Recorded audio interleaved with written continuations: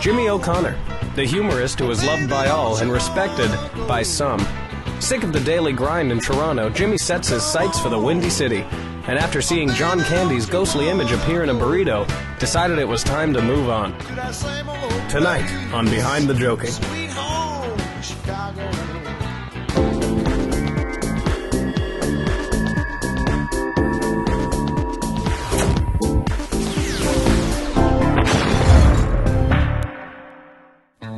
On the rainy morning of July 6, 1987, Bicknell, Indiana welcomed its newest resident.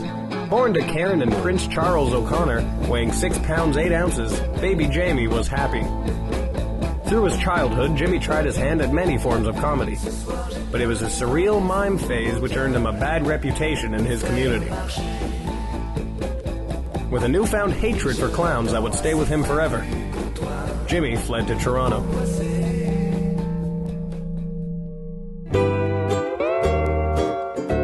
With a new city before him, Jimmy went straight to work. Focusing primarily on sketch comedy, he became an integral member of several local sketch groups.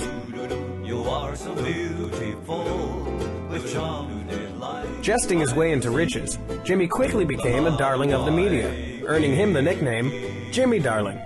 However, his personal life began to fall apart. He's just been a jerk, really. I mean, Jimmy has a rage problem. You know, I can't really express how, it's scary. With the attention of the media going to his head, Jimmy turned to alcohol. And soon every mother's son knew of Jimmy's late-night exploits. Alcoholism can lead to loss of respect from loved ones, employment, and money. The alcoholic will often frequent the same night spot and spend excessive amounts of money on excessive amounts of booze. Jamie displayed clear signs of alcoholism. I should know. I was his bartender. There's this time I was driving with him, and we were going down Queen Street when like 3 or 4 kids just ran in front of my car.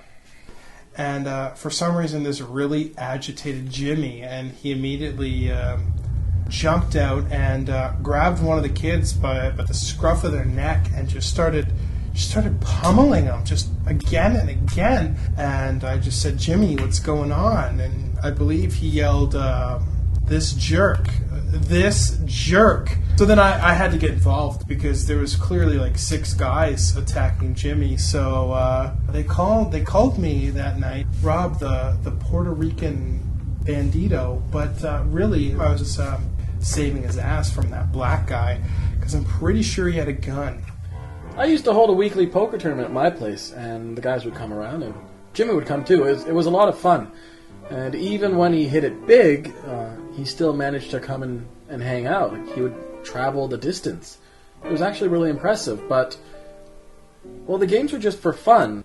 I started to get the feeling that he started to lose all of his money, all the millions that he had made. I don't know, I thought maybe he was gambling on horses or dogs. I don't know what he was gambling on. Anyway, he started losing all his money and he had to start borrowing. It was strange. And things just went downhill for Jimmy. I mean, he lost his loft apartment downtown. He was forced to move in with what he assumed was his friend, Isaac. They would constantly argue over petty things like whose cheese was stuck in the Foreman grill.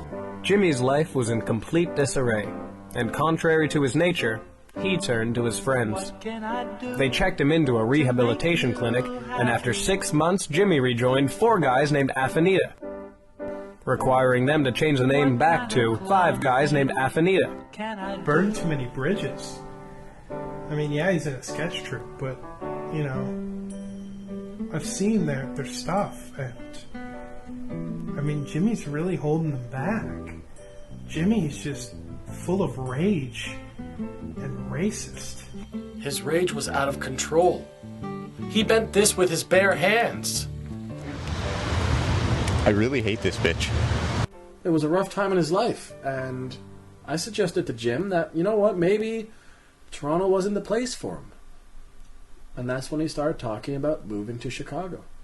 He kept thinking, what does Toronto have for me? And he decided that, fuck this. I'm going to move to Chicago.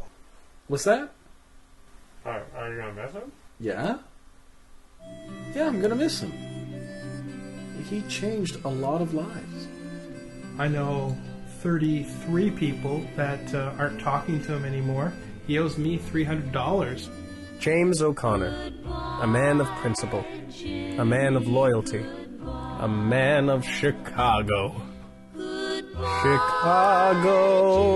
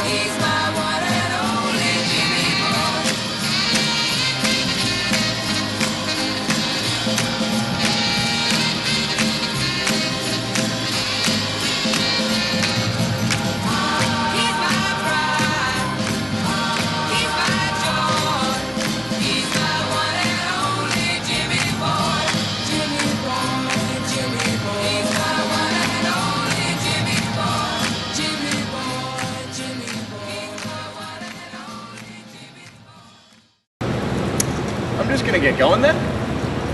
Okay. You guys have a nice night.